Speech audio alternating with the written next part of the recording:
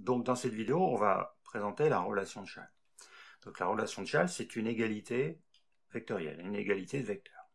Donc par exemple, si je prends un vecteur AB, donc A et B, deux points du plan, pour tout point M du plan, je peux écrire que le vecteur AB est égal au vecteur AM plus au vecteur MB.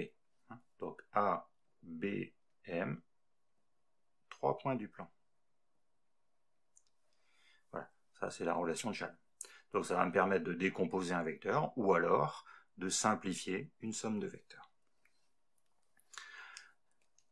Je vais montrer son utilisation pour simplifier les sommes de vecteurs.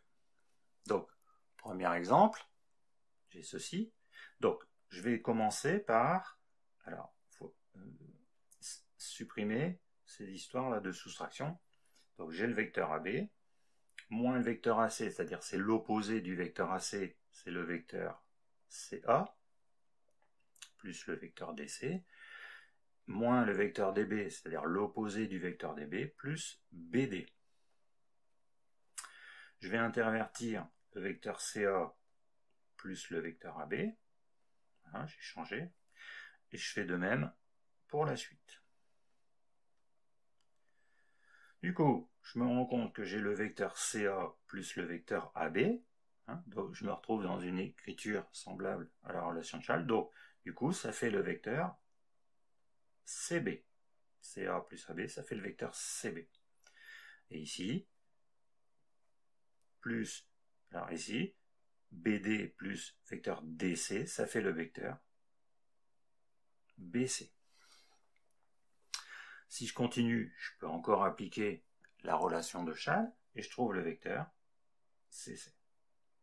CC, c'est deux points.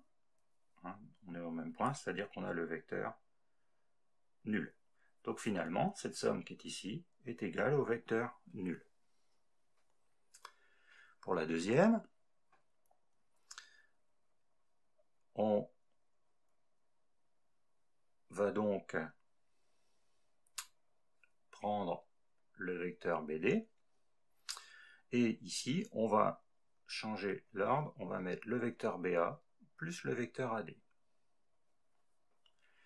On voit qu'ici, on peut appliquer la relation de Chasles. Vecteur BA plus vecteur AD, ça fait vecteur BD. Et ici, on avait déjà le vecteur BD. Donc au final, on se retrouve avec quoi? On se retrouve avec deux fois le vecteur BD. Donc cette expression correspond à deux fois le vecteur BD.